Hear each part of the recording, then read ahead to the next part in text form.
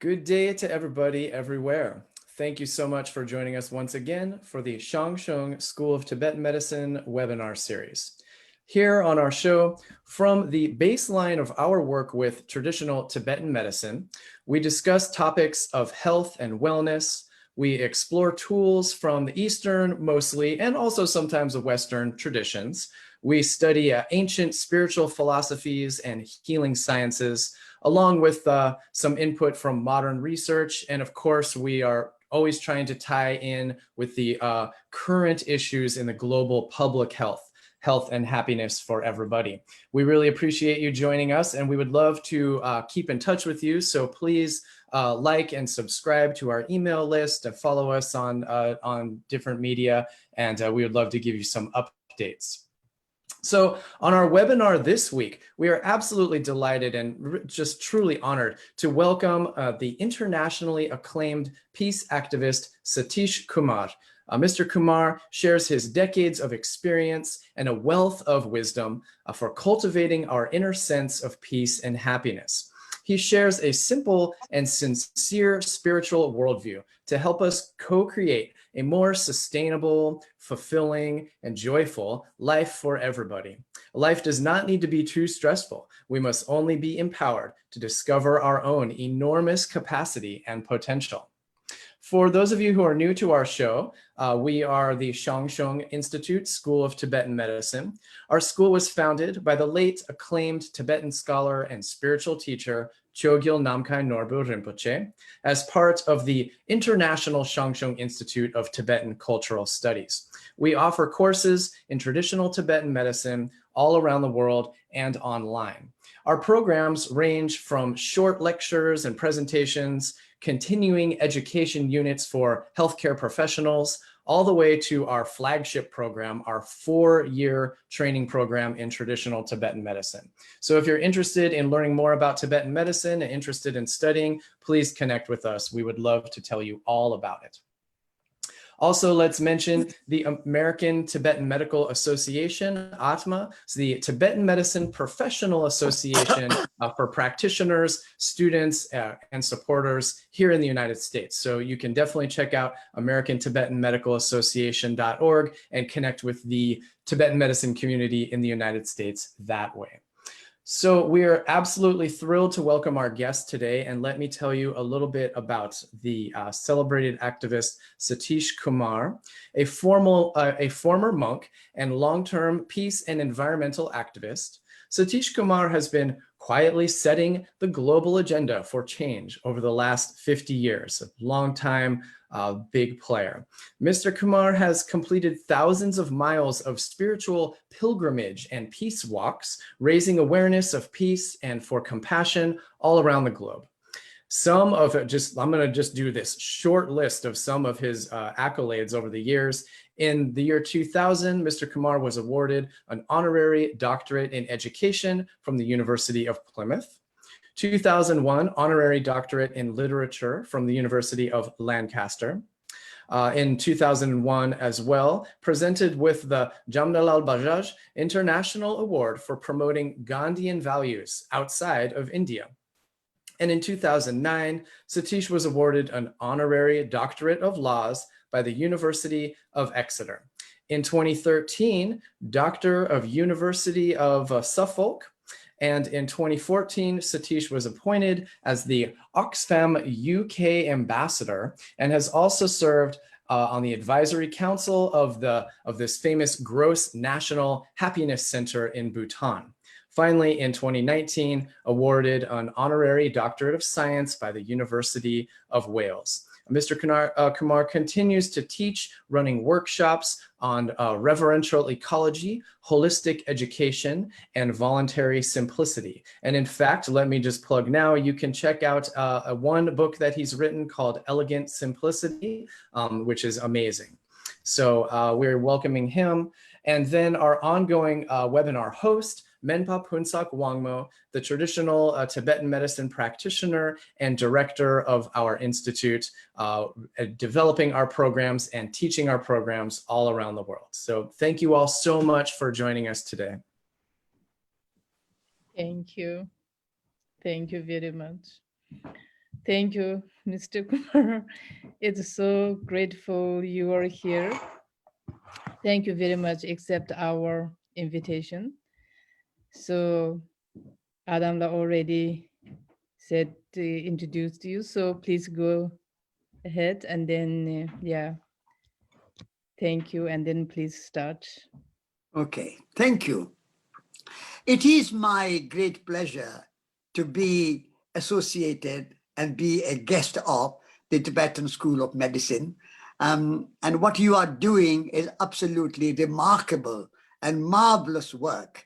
And I'm a great admirer of your service to humanity and bringing this non-polluting and non-harming, no side effects way of medicine and healing and health and wellness. This is a wonderful service to humanity, and the Tibetan tradition of medicine spreading around the world through your school in many, many parts of the world. This is a great service that you are doing, and I'm honored to be part of your program and your webinar. Thank I'm you. going to talk a little bit about the connection between inner health, mental health, and physical health, and inner and mental peace with health. Because I feel that if you are at war with yourself, you cannot be healthy. And quite often, people are not taking care of themselves, their inner being, and they think that I'm not good enough. I'm not able to do things. I'm not very great. So they feel inferior about themselves. And that, I think, can cause ill health, mental ill health, and also physical ill health, because the mind and body are connected. Mind and soul are connected. If your soul and mind are not joyful, not contented, not happy, not at peace, then your body cannot be at peace, and body cannot be in good health and good wellness. And therefore, I would like to say that all of those who are listening to me, look at your inner self and say how I can be more contented, more happy, more joyful in myself. Now, in order to be happy, you don't need anything. I mean, you basic things are, of course, available to everybody. We need food for our body. We need warmth. We need clothes. We need a basic house. We need basic things. And the nature provides our medicine.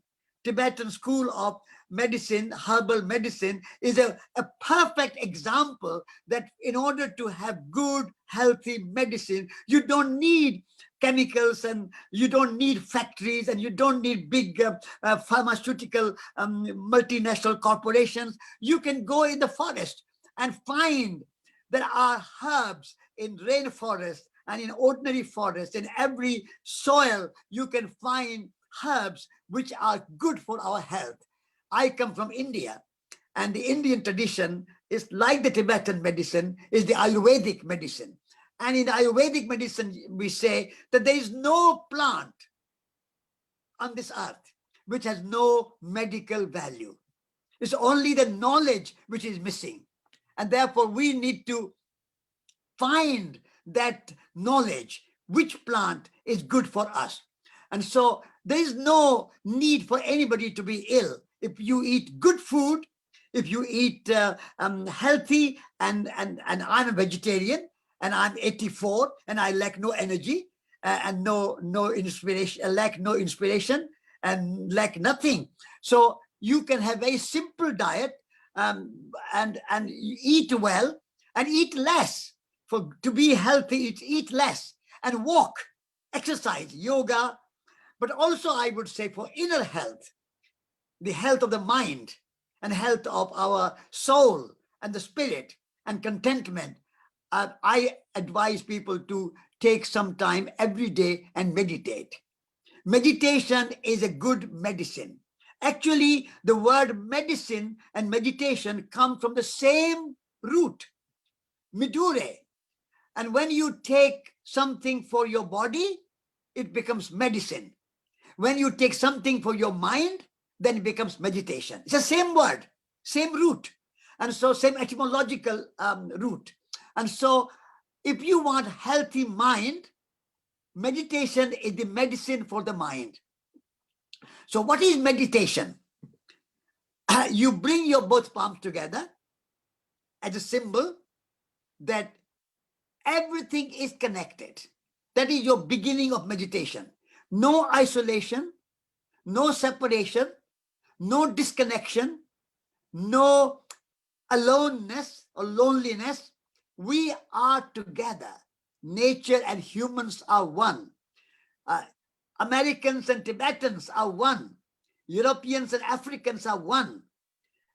Christians and Hindus and Buddhists are one. We can have many, many diverse manifestations, but beyond diversity, there's a unity. If you, in your meditation, you feel that sense of unity of life, then you will feel contented and at peace within yourself. Because at the moment, our anxiety, our conflicts, our wars come in the name of separation. You are American, you are Russian, you are Chinese, you are Tibetan, you are Indian, you are African, you are black, you are white, you are Christian, you are Buddhist, you are Muslim, you are Hindu, you are this, you are that. All these labels make us separate. So separation creates conflict. Separation creates this hierarchy. The one religion is better than other religion. One nationality is better than other nationality. One race is better than other race. All these divisions and conflict create anxiety and create lack of peace within our heart. And when there's no peace in your heart, you cannot be healthy. Peace is good for our health. Peace of mind is good for our body. Peace is essential ingredients for our good health. We can take medicine for our particular illness. If you have a headache, you have a fever, you have a tummy, stomach pain, you have some other illness, you can take some medicine.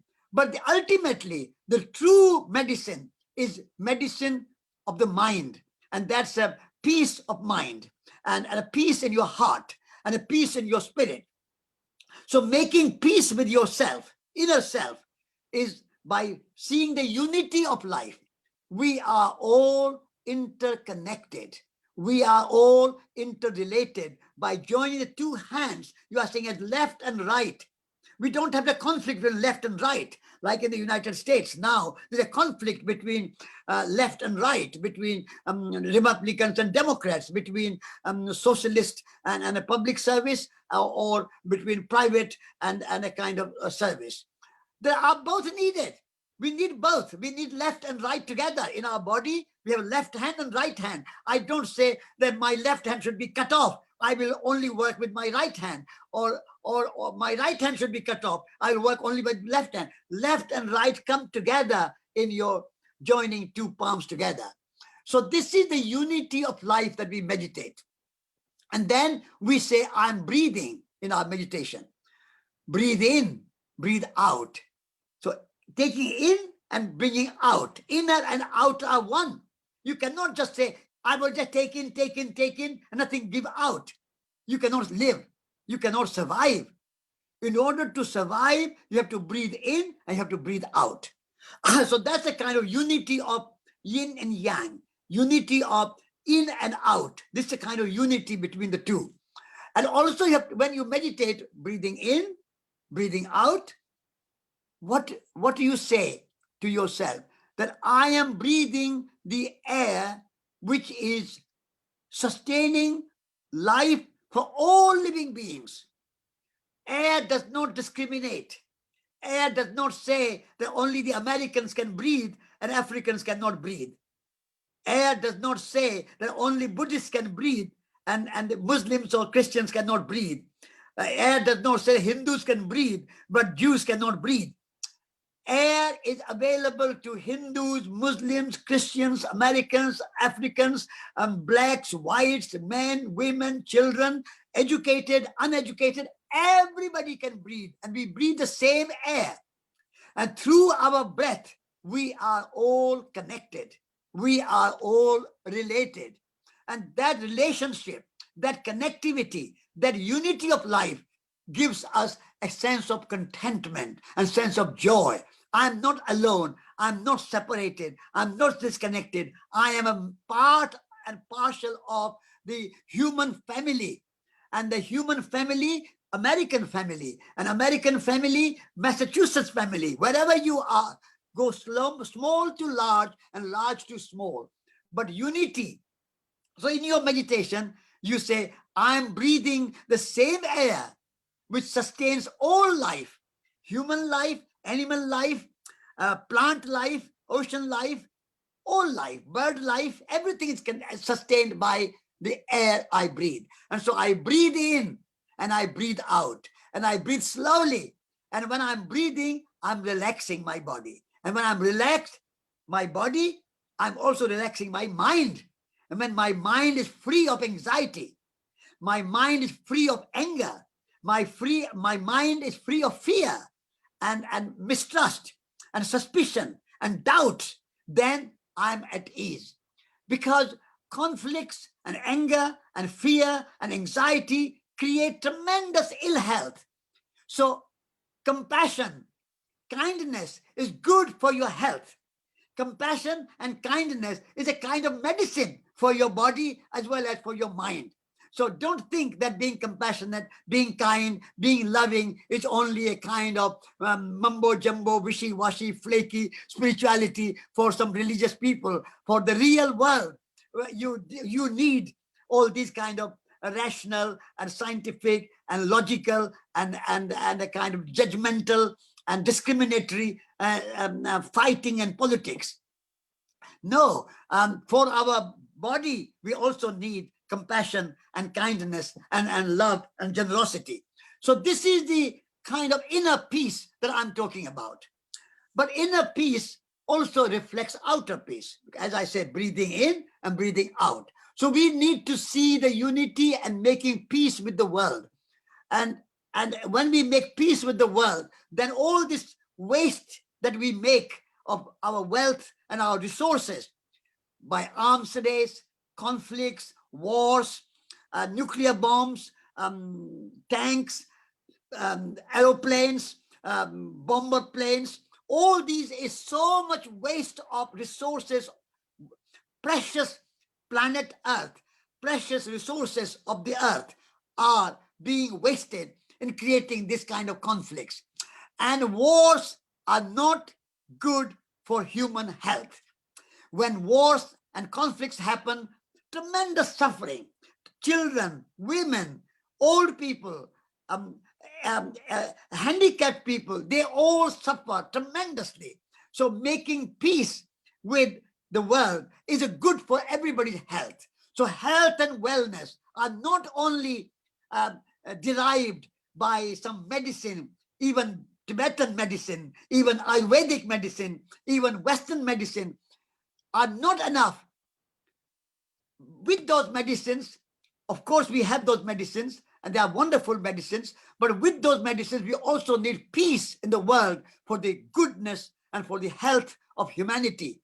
And for the well-being and the wellness of humanity, we need end of wars, end of conflicts. This is why I walked from India to Moscow, to Paris, to London, to Washington, D.C., to Tokyo and Hiroshima. I walked 8,000 miles, and I promoted peace in every country. But I did not go as an Indian, because if I go as an Indian, I meet a Pakistani or a Russian or a European or an American. If I go as a Hindu, I meet a Muslim or a Christian or a Buddhist. I went as a human being, and I met human beings everywhere.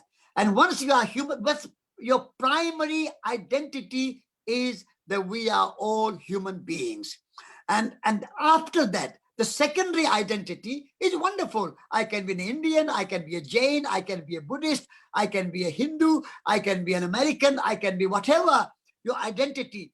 But your primary identity is that you are members of the human family. And the secondary identity is that you are American or Russian or Tibetan or Indian or European or African or Christian or Hindu or Muslim or whatever your small identity. You are a New Yorker, or you are a Californian, or you are something else, and you are a San Franciscan. Any place you can have identity. So there are multiple identities, and they are all very good.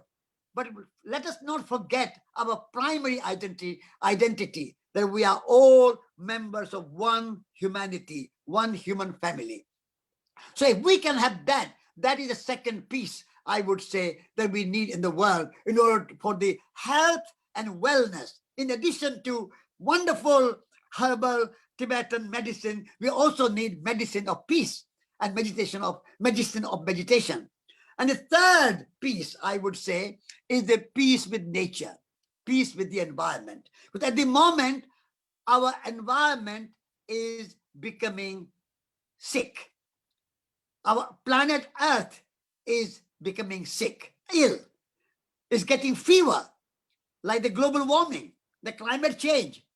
The world is heating, and the sea level is rising, and and the floods, and the Californian wildfire, the forest fire, and last year forest fire in Australia.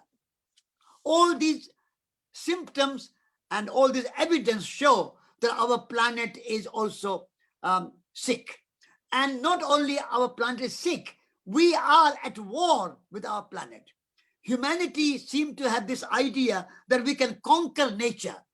We have to drop that idea. We are not here to conquer nature. We are here to live in harmony with nature. We have to live in peace with nature. So making peace with the earth is as important as making peace with humanity. So this is the triple peace that I'm talking about: the inner peace, the social peace, and the ecological peace. The way we are treating our animals in factory farms, thousands and thousands of cows and pigs and chickens, in their hundreds of thousands, are put in factories, and these animals never see the light of the day all their life. Is that a way of treating animals? The rainforests are being destroyed every day, and large soya farms of monoculture are being put there.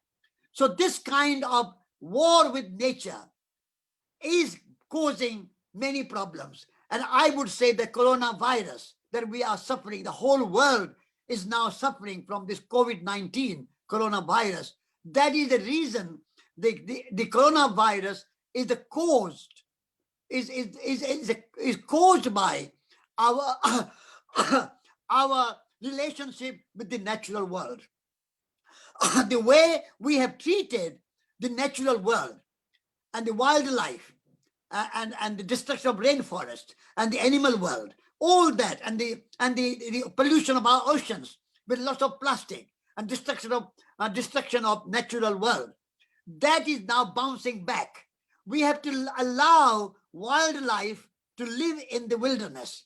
We cannot just conquer the whole world and turn the entire world into factory farms and into kind of monoculture of soybeans. And 40% of that food which we grow after cutting down the rainforest, 40% of that food is wasted, thrown away. So waste is violence. Waste in nature and the pollution of nature is almost, you can say, crime against nature. It's a sin against nature. So humanity has to wake up, and coronavirus may be a wake-up call. It's kind of a cry from the soil, a cry from the earth, a cry from nature, that you cannot treat nature as we are treating today. So this is a kind of making peace with nature and looking after our animals, looking after our oceans, looking after our soil, looking after our forest is human responsibility. And that responsibility must be taken seriously. So for good, you cannot have healthy people on a sick planet. This is a very simple common sense. But unfortunately, common sense is no longer common. And so we have to speak about this very simple and very ordinary things that I'm talking to you. There's no rocket science. There's no great hidden philosophy about this making peace within yourself and making peace with people and making peace with nature. These are kind of common sense. But common sense is no longer common. We have lost the common sense and we are living unhealthy life, mentally, spiritually, and physically, personal life. And we are living unhealthy life in social sphere. With wars and conflicts between India and China, between India and Pakistan, between Russia and America, between China and America, between many countries are engaged in this kind of conflicting. No need for such conflicts. This is a completely unnecessary waste of time, energy, imagination, and talent and money of the world we are doing. So unnecessary. We can live. We don't have to make anybody our enemy. We can live in friendship with everybody. Make no enemies. That is a good recipe for the healthy living.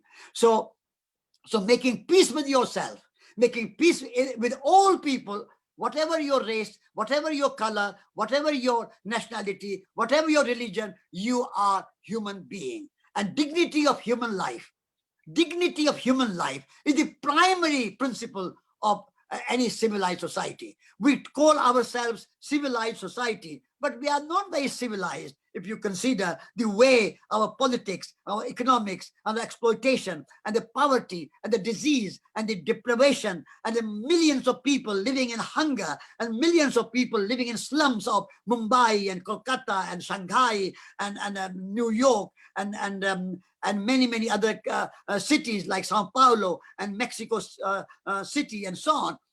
Why in this technology, in this wealthy world, in this science, in this context of so much wealth in the world, and so much technology and science and knowledge in the world, and yet our fellow human beings are deprived of even basics like food and clean water and a proper housing.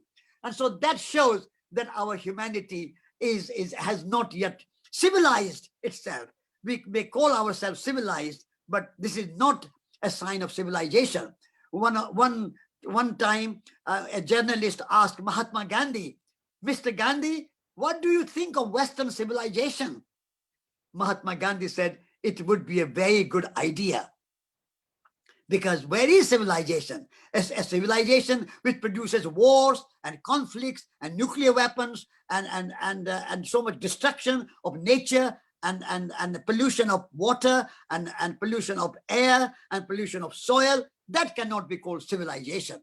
So what I'm talking to you today in this seminar is very simple method and simple idea that we have to create inner peace and outer peace together in order to have a healthy planet, healthy society, healthy people, and healthy human beings personally and individually. So individual health is connected with social health, and social health is connected with planetary health and ecological health, and a physical health is connected with the spiritual health. So health is a broad, interrelated, interconnected spectrum. Health is not just an isolated, individualistic thing. Health, personal health, social health, ecological health are all interconnected. This is my message, and I hope that the Tibetan School of Medicine, in addition to providing good recipe and good medicine for the body and the physical health with herbs and good food and good exercise and good meditation, can also incorporate the idea of compassion as a good for your health, and compassion for other human beings, and compassion for nature, so that we can have social health as well as ecological health. So personal, social, ecological, the three dimensions of health, and inner and outer, the two dimensions in addition to that. This is my very simple and very commonsensical message to you in this webinar, and I hope that during our conversation, you can ask some more questions and how we can live very simple and elegant and a beautiful life, and in harmony with each other and in harmony with nature. This is my desire. That's all I want. I do not want anything else for myself. I want everybody in the world to wake up and live a good life, which they are entitled to have. Everybody has a birthright to be happy, to be healthy, to be joyful, to be kind, to be compassionate, and to help each other. This is our birthright. But in the name of politics, in the name of progress, in the name of development, in the name of modernity, we have destroyed our fundamental rights to be human, to be happy, and to look after each other and be kind to each other and compassionate to each other. So let's remember that our birthright and go back to that. Then I think we can create, and I'm hopeful. I'm an optimist. I think we can wake up and we can rise to the challenge, and the whole of humanity now can come together and make a good. The world is such a small place. I am talking to you from England, and you are all over the world, and we can all connect with each other, listen to each other, talk to each other through our computers and iPhones and iPads and all the technologies there to connect us. Why are we not connecting in our heart, in our minds, and our spirit? Why are we fighting against each other and creating conflicts? That is my question, and that is a question that world has to answer. So thank you very much, School of Medicine, for inviting me and giving me this honor and opportunity to express some of my views. And I hope that this Tibetan School of Medicine go from strength to strength and serve the humanity and serve the planet Earth for many, many centuries and hundreds of years to come. Thank you, and thank you again.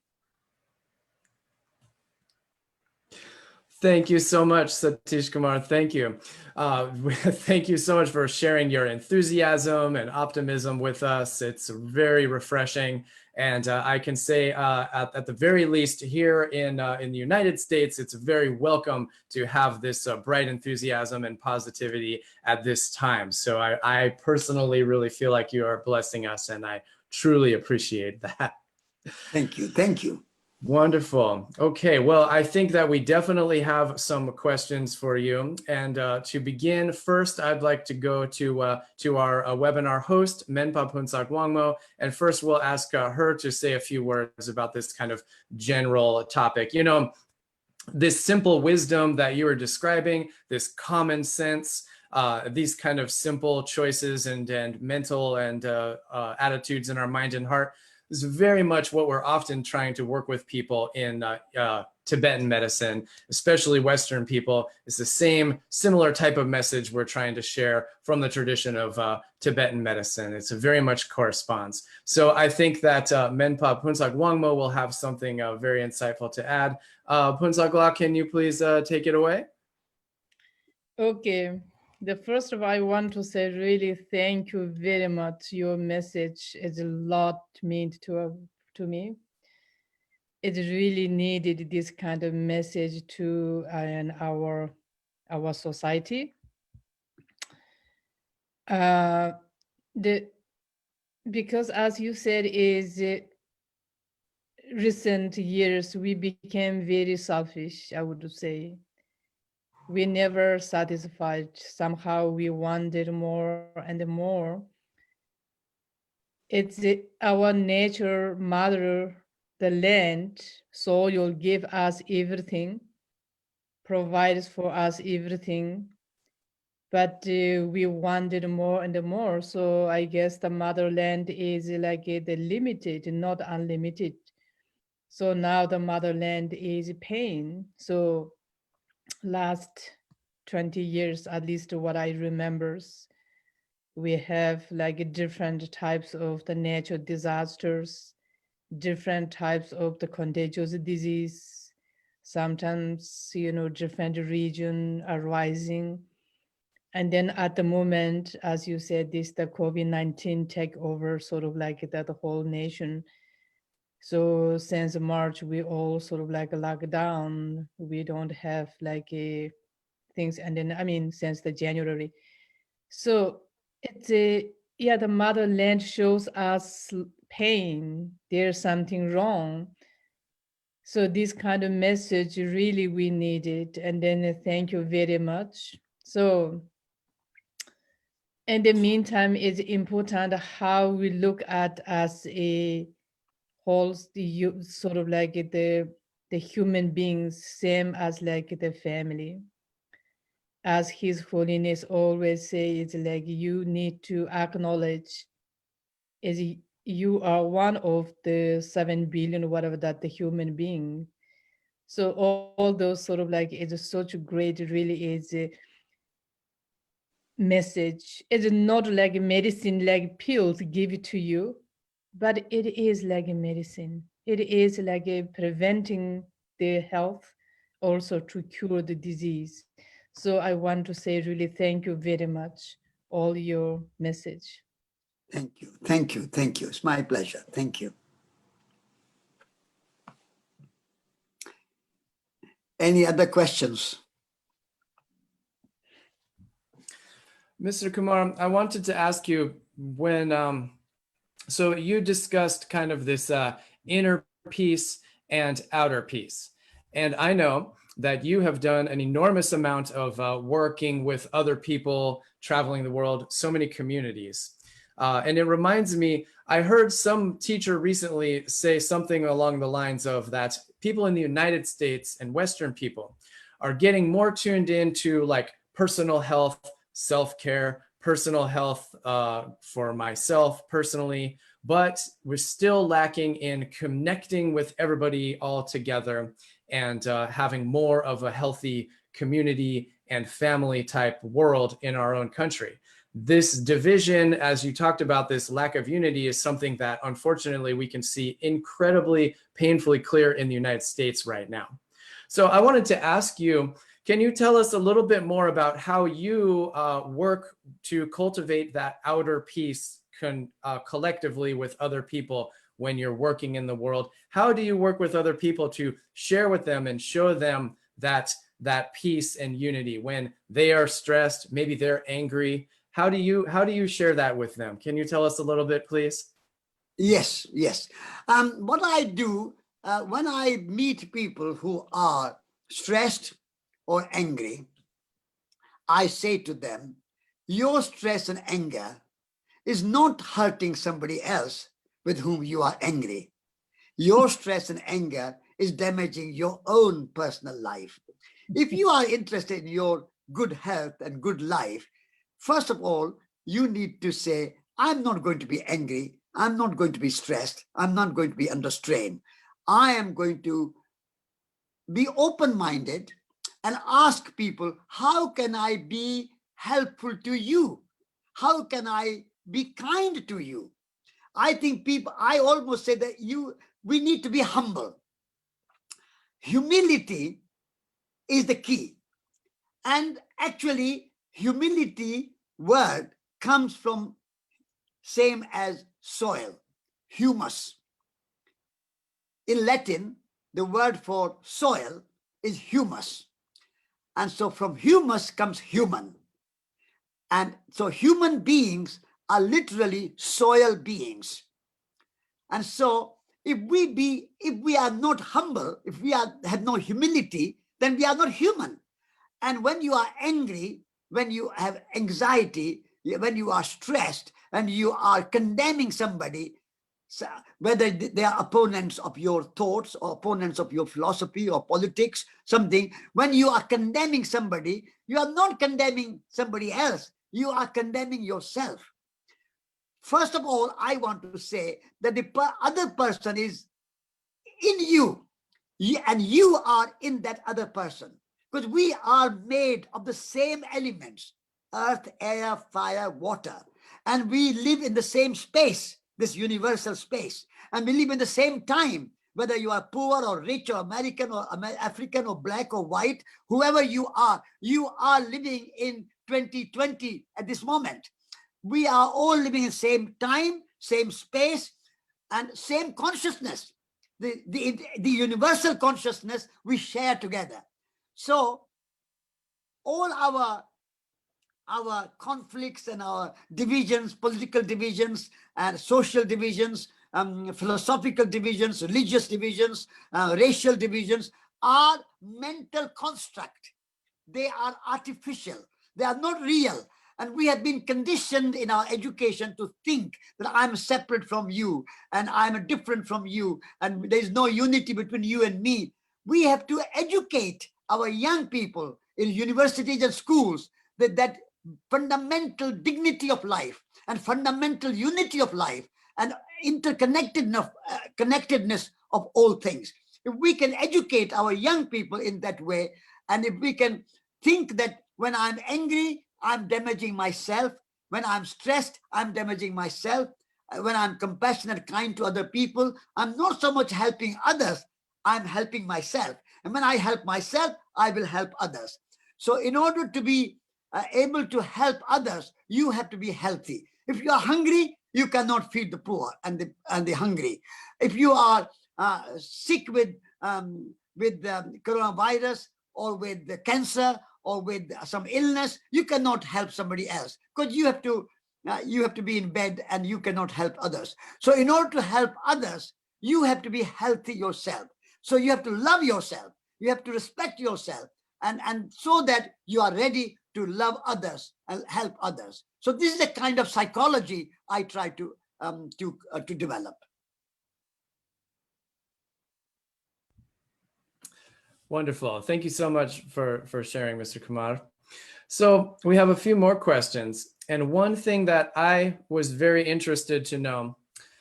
So you spoke a little bit earlier about the technology, and we were commenting earlier today about how it's so wonderful that we can connect through the internet and have forums such as this. But then you said a moment ago something along the lines of, we have this wonderful connection through satellite, internet, video, but why then are we not connecting through each other's hearts on the heart level? So that's right. That was very interesting to me, because over your life, you have seen very clearly the development of all the internet technology. So can you tell me a little bit about, what do you think, what are your thoughts and feelings about this kind of new world of technology of the internet, and what are some of the benefits that you've seen? And then how do you feel about the challenges of this? What should we do? Yes. Technology is a double-edged sword. You can use technology to connect, or you can use technology to disconnect. And also you can use technology to steal the information from other people.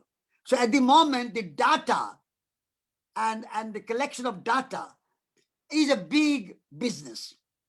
And many big technological organizations, all the big technological kind of outlets, whether it's a Google or Facebook or Twitter or all the big companies, they seem to be more interested in profit and making money and controlling.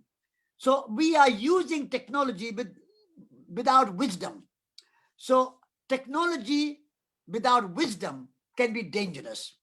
So as we develop technology, we also need to develop wisdom, and we need to develop a sense of oneness, and not this idea that I will become billionaire and I want to be rich. I want to control other people. This digital dictatorship have to be avoided. At the moment, digital technology is becoming a digital dictatorship, and people are being controlled by technology. Technology is helpful, like a knife and a sword. A knife can be helpful to cut vegetables, but if you use a knife to cut somebody's throat, that's not a good use of the knife. In the same way, technology itself is neither good nor bad.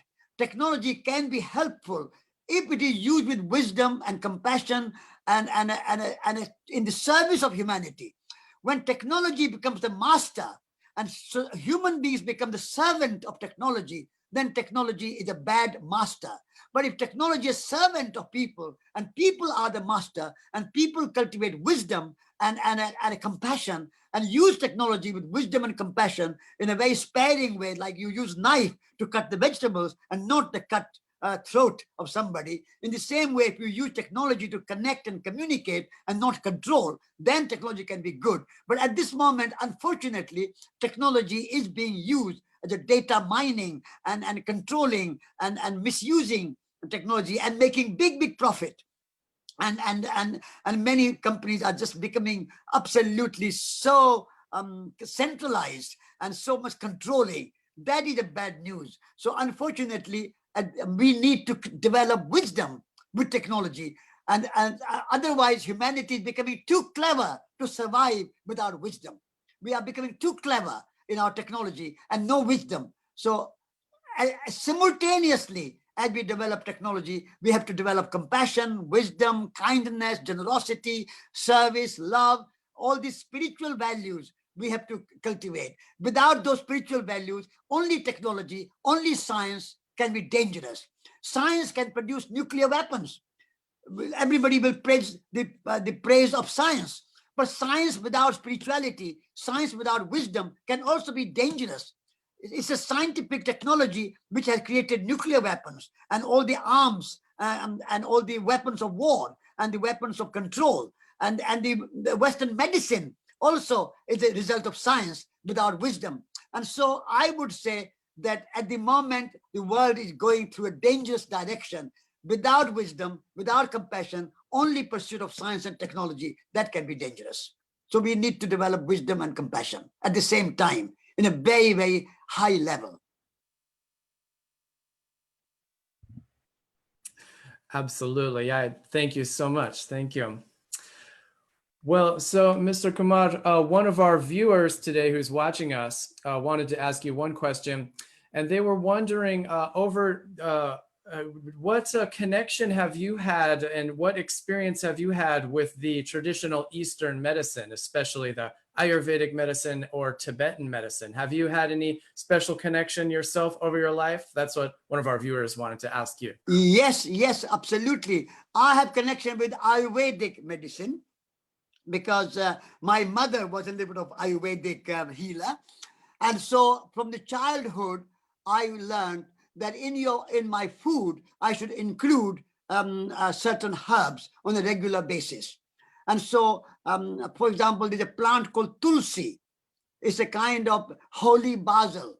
And in every home in India, there is a plant of tulsi as an essential plant. Every household in their courtyard must have a plant of tulsi, so that if you have any illness, the first aid is tulsi. If you have cold, you have a cough, you have some headache, you have some lack of sleep, you have some indigestion, anything, in the beginning, you take a herbal tulsi drink with warm water. And so that was my first medicine in my childhood that I learned. And then my mother taught me to include certain amount of ginger, cinnamon, turmeric, cardamom, black pepper. All these things are medicinal. They need to be included in your food. And then sleeping is a very good medicine. Every evening, when you are going to bed, you must say goodbye to all your worries and all your day-to-day responsibilities and say, I am almost like going to a new life. So in the Ayurvedic tradition, sleep is prescribed as a medicine. And when you go to sleep, you should have a deep sleep without worry and hopefully without dreams. Some dreams are good, but dreamless sleep, a very sound sleep, is very important. And then in the morning, you must always spend some time on meditation and prayers and some chanting of mantras and something. So Ayurveda is not only about herbs. Ayurveda is also about how you live. Morning should be a preparation for the day. And so you prepare the day with meditation, that I'm going to work in such a way that all living beings be happy. Sarve bhavantu sukhina, sarve santu niramaya. May all beings be happy. May all beings be free of disease. May all beings have good thoughts. All these things, mantras, Sanskrit mantras, I will chant in the childhood, and even now, even I'm 84, I chant every morning, and then read something, good poetry. Poetry is a good medicine in Ayurveda. So Ramayana, Bhagavad Gita, Mahabharata, any poetry, Kalidas, Buddhist texts, even Naropa, anyone you like, read something to prepare yourself for the day. So for your good health, you need some poetry reading, and good relationship. You read to your wife, you read to your husband. So every morning, even now, I read 1 hour in the morning to my wife. At the moment, I'm reading Khalil Gibran. I have read Hafiz, I have Ruby, I have read Zen teachings, I have read His Holiness the Dalai Lama's books, I have read Thich Nhat Hanh's books. So I read books in the morning, and that's an Ayurvedic prescription that you should prepare your day with spiritual thoughts and spiritual medicine for your mind, so that your mind is healthy, your body will be healthy. So Ayurveda is very much an integral part of my everyday living. Wonderful. Thank you so much, Mr. Kumar. Oh, that's a wonderful idea. Reading in the morning, I think, would be far more beneficial for me than my daily online news feed. So thank you for that. Exactly. Lots of news we read is a junk news, like you should not eat junk food. Now, for your good health, you should not put junk news and junk information in your brain. Absolutely. So we have one more question from our audience. I think we have time for another question. And this one, actually, I thought was quite good. So somebody just asked, who's watching us now, they're wondering, you have traveled on your pilgrimages and activist work, seen, connected with many different cultures and different spiritual traditions. And somebody was wondering if you can share, what are the kind of common themes and most important common values you see people working towards across the boards of those traditions in your experience? Yes, I would say the common theme I found is the hospitality and generosity of heart, and hospitality and generosity of spirit.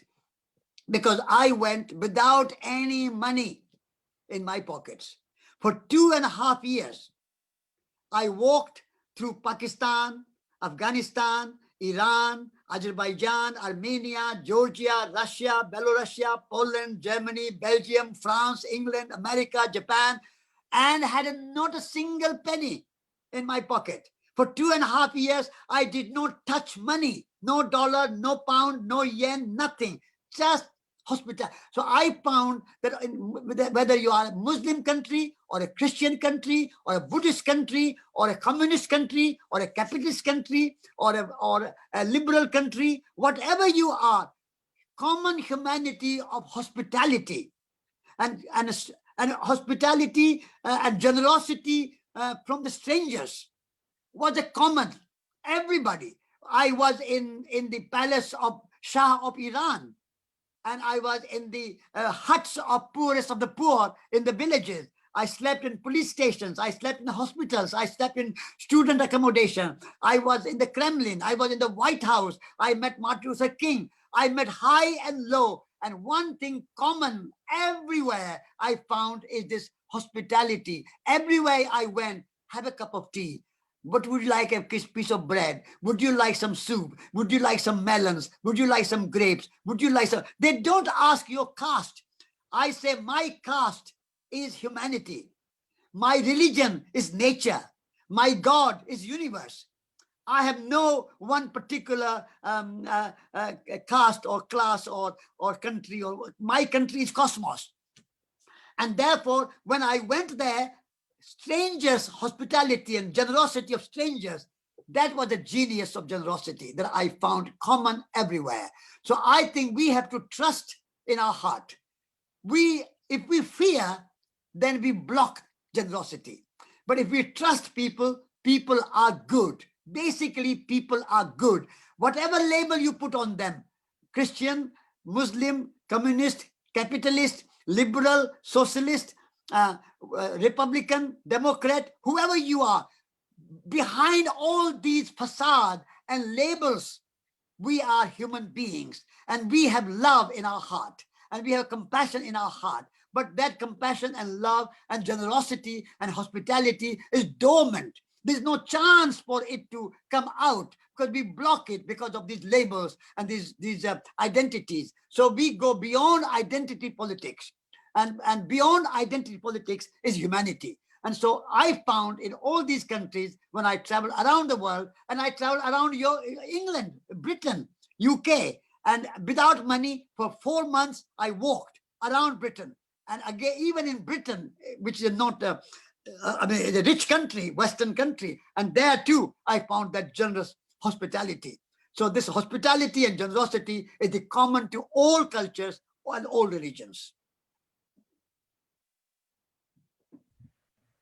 Thank you so much. Beyond identity politics is humanity. Wonderful. Thank you, Mr. Kumar. Thank you so much for sharing your positivity and deep inspiration and your vibrant energy with us. Before we get ready to close, do you have any final words you'd like to share with our audience today?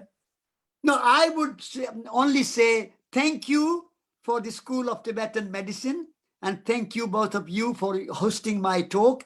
And may your school serve the humanity and the planet Earth for many, many years to come. And may you go from strength to strength. And all I would like to listeners to remember that they themselves are great human beings. Every one of you are special and unique gift of the universe on this planet Earth. So look after yourself.